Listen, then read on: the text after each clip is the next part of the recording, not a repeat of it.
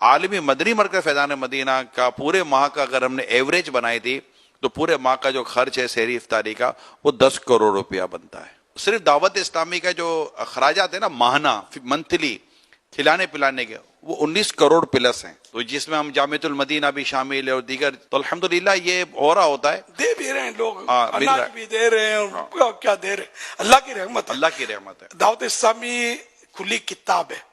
پہلے تکلیف تھی ہم کو, میں جاتا تھا جب یہ اس فیضان مدینہ کے لیے روپیہ 5 روپیہ رسیدیں پھاڑتے تھے, اور اس طرح چندے کر کر کر کر کے یہ مدنی مرکز کھڑا ہوا ہے.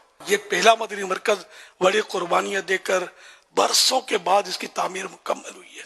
ہم لوگوں نے مطلب جوتے گھس گھس کر منتیں کر کر کے اور دیوانے بھاگ بھاگ کے 5 روپے 2 روپے رسیدیں پھاڑ پھاڑ کر خون پسینے کے سمجھو یہ مدنی مرکز کھڑا ہوا ہے. اللہ کی رحمت سے, اللہ کی رحمت سے. اس کے بعد جب ایک چراغ جلا نا, اب جو اتنے مدنی مرکز اتنے فیضان مدینہ بن گئے دنیا میں کہ مجھے تو گنتی کبھی ملتی بھی ہے بھول جاتا ہوں کہ کتنے ہو گئے. اللہ کی رحمت سے دین کے کام میں آدمی نکلے, اللہ پر نظر رکھے, اتنی برکت ہوتی ہے کہ حیرت بالا ہے حیرت.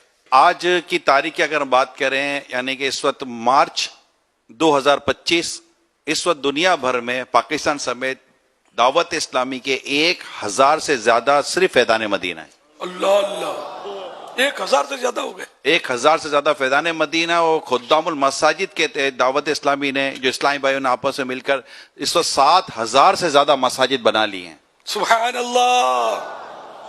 اگر ہم دیکھتے تو اربوں روپے کی صرف خدام المساجد کے تحت مساجد کی جگہیں اور دیگر جگہ کی خریداری جو ہے نا وہ شاید 4 سے 5 ارب روپے کی سالانہ ہو جاتی ہوگی. اور یہ سلسلہ الحمدللہ جاری ہے, اللہ نے چاہا تو جاری رہے گا. امیر سنت نے آج اپنی بات بیان کی کہ میں امیر سے اپنے بارے میں فرماتے میں کس طرح چندہ لینے جاتا تھا.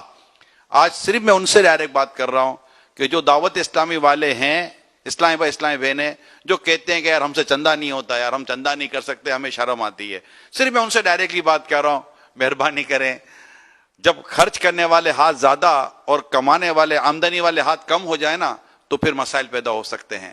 اگر ہر دعوت اسلامی والا اور والی اس ڈونیشن کی جو تحریک جو سال میں پورا سال تو نہیں ہوتی, اگر اپنا حصہ ملائے, ڈونیشن کریں, چندہ کریں, اپنا بھی دیں اور لے کر بھی آئیں, تو آپ یقین مانیں دعوت اسلامی آج اتنی ترقی کری نا, اس سے اور زیادہ ترقی کرے گی انشاءاللہ. پہلے جیسے ہم لوگ چندہ کرتے تھے نا, ہمارے بارے میں لوگوں کو وسوسے آتے ہوں گے, پتہ نہیں مولانا مسجد بنائے گا کہ کھا جائے گا. ظاہر کہ میرا اتنا تو شہرت نہیں تھی نا, تو بھروسہ نہیں کرتے ہوں گے, اس لیے تو اب دعوت اسلامی کھلی کتاب ہے, اب تعارف بھی کرانے کی کوئی خاص ضرورت نہیں ہے.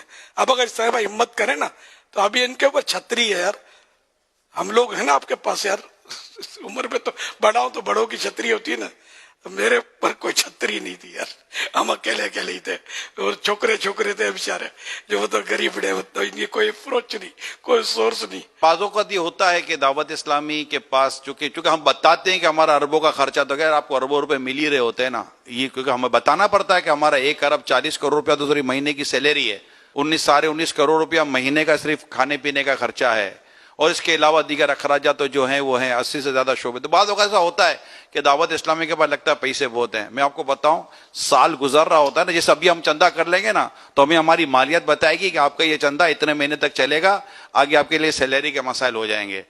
پھر ہمیں بقرعید کے لیے کھالے جمع کرنی پڑتی ہیں, پھر ہمیں ہمارے مالیت بتاتی ہے کہ اس کی رقم سے نا اتنا چلیں گے تو آپ کو پورا ہوگا, پھر ہمیں ٹیلی تھون کا انتظار کرنا پڑتا ہے. تو اتنا چندہ ہونے کے باوجود دعوت اسلامی اسی طرح اپ ٹو ڈے کی چل رہی ہوتی ہے, اور بس آ رہا ہوتا ہے اور خرچ ہو رہا ہوتا ہے, آ رہا ہوتا ہے خرچ ہو رہا ہوتا ہے. آپ سب مل کر ساتھ دیں.